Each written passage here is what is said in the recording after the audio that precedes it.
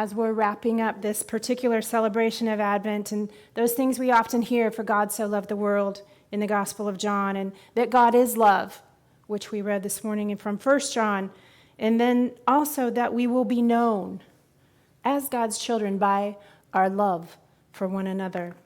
Those were big thoughts to have this week.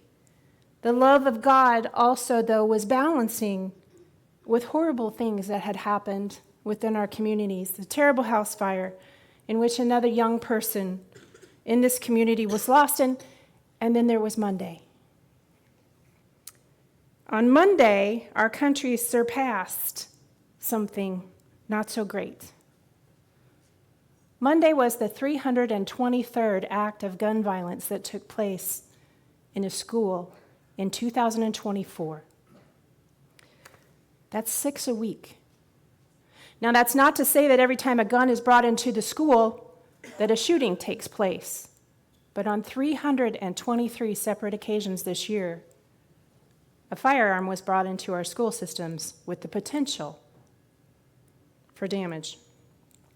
And as I heard those things this week, those statistics, and I looked them up, I researched them to make sure it wasn't swayed one way or the other. That's an honest fact. 323 times in 2024 alone.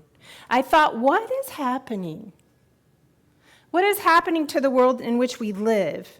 Is it the guns?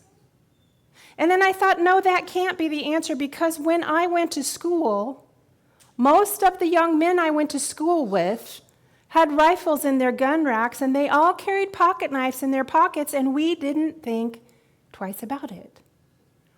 So if it's not the guns, what is it then?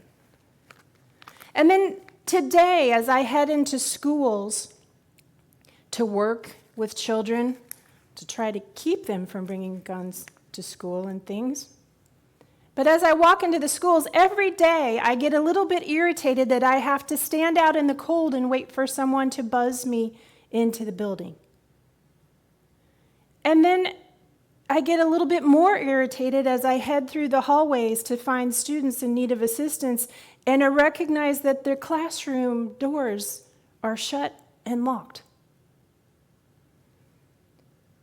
And yet, that irritation fades away when I enter a new classroom, and immediately I look around to figure out, if I have to, how will I get these students safely out of this room without opening the door?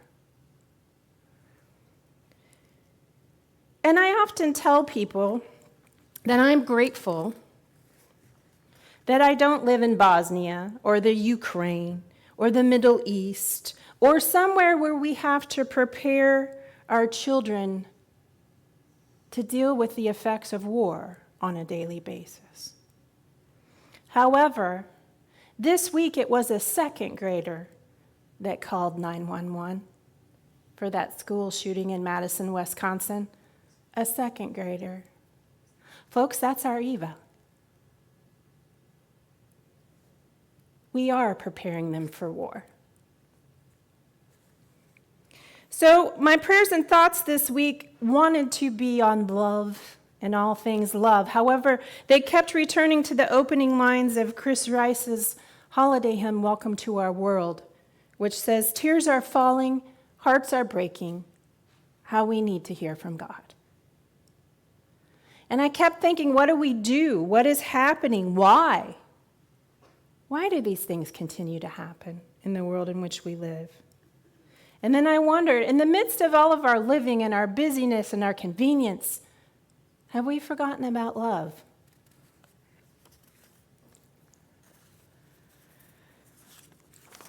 And I thought about the writings to the church in Ephesus in Revelation 2.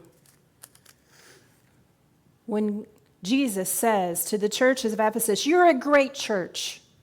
You're doing all the great church things. You're following all the great church rules. And yet I find one thing against you. You have forgotten your first love. You're doing the church things well, but yet you don't look so much like Jesus. What would Jesus do, though? And as I prayed that thought, what should we do? What would you do? The Lord clearly said, I would love them first. Oh. Well, that's kind of a big thought. So we all like to think that we love people first, but we don't. I thought, do I love my neighbor? And then I had to think, do I even really know my neighbor? Now, when I was a kid growing up on Park Road in Kokomo, I knew everybody that lived on our road. I knew who the mom was, who the dad was. I knew who the grandparents were. I knew where their parents worked at. I knew where they had moved there from. I knew when they got home from work. I knew when they left for work. I knew how many kids lived in their house, whether they had dogs or cats, a pool in their backyard, whether they cared if I rode my bike through their yard or whether they did not care, if they would give me a cookie if I stopped by or if they would tell me to go home. I knew all of that, and I was 6. I'm 56 years old now, and all I know about my neighbors are their names. And I'm not the only one. And I have lived in my house for 13 years. At Christmas, we celebrate this gift of love, this gift of Emmanuel, of God coming to live with us. So this week, I'm asking myself, what if we loved like Jesus? What if we loved people first? Would that change the world?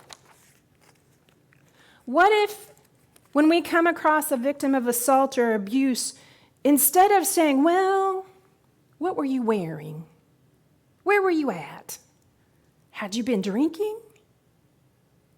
We said, oh, let me help you bind your wounds. Let me get you the care that you need. I see you. I believe you. What if when our neighbors have cancer, instead of saying, well, now wait a minute, back in October and November, you had a different colored political sign in your yard than the one I did. What if instead we said, hey, you know what? How do you want the hydraulic fluid put in your tractor? And when I bring you soup, do you want noodles or stars in there with the chicken? What if those kids that really get on our nerves, they make too much noise, they're always on their phone, their music is weird, and we're always asking, do their parents even know where they are? What if we said, hey, have you had dinner yet today? Why don't you come in and have some pizza with me? Can I give you a ride somewhere? Or better yet, do you need a job? I got some stuff you can do. What if when we see the hungry on the streets, asking for a meal, instead of saying, well, why don't you have a job? What do you do with all your money? We just said, would you like soup or a sandwich? Can I give you a meal in a restaurant, or would you like to come to my home? You see, as I'm thinking about this, and I'm thinking about Jesus, and I'm thinking about what I think Jesus looks like, I don't think that the Jesus we know, that the Jesus who loves first, looks like we do. We have our manicured hands and our fancy shoes, and I think Jesus' hands were dirty and calloused, and his feet were covered with the muck of all the places he went to walk with people, to love on them. Because love, when we love first, it does the work of sacrifice through service. The body of Christ has to have hands and feet. I think there are times, especially, I know I'm guilty of this, when I say, can I just give you money? Can I just write you a check? And don't get me wrong, the church needs your money. Please hear me say that. But there are thousands of ministries that have to close every day that still have money, but they don't have people to do the work. We've got to love with our hands and our feet as well, because that's where the impact comes from. We rarely remember. You remember that Christmas when Grandma gave me a $20 bill? Do you remember that Christmas when Grandma sat with me and told me about how they used to celebrate Christmas, and then we went and made cookies together, and she shared her secret recipe with me. You're going to forget about that $20. You're going to remember when Grandma used her hands and feet with you. We have all this stuff going on in our world, and it's hard stuff and it's heavy stuff. People are food insecure, they're homeless, they're addicted, and they seem to be everywhere. Everyone is always needing something. But I'm wondering, what if we loved them first? Before we asked any questions about how they got in that situation, before we made any judgments about what we would do or what we wouldn't do, what if we just loved them first? Because that's what Jesus did over and over and over. Every story we read about them, it was love first. With the woman at the well, he loved her first. With Zacchaeus up in the tree, he loved him first. With all the disciples, he loved them. With the adulterous woman in the temple, he loved her. With the lepers crying out from afar for his help, he loved them first. The bleeding woman, he loved her. This is a tough time of year for many, many people. We sit with grief. We sit with family situations that aren't the best. We struggle with our finances. We're exhausted most of the time, and there's a great stress in being human. And this time of year seems to magnify that quite a bit for many, many people. And often when we're so overwhelmed like that, we respond to situations with anger, with tears, with snapping at other people. And when that happens, what would happen if we loved them first? If we said, I see you. I know what you're going through. Let me sit here and love you. You see, people do what they know. That's been a fact in history forever.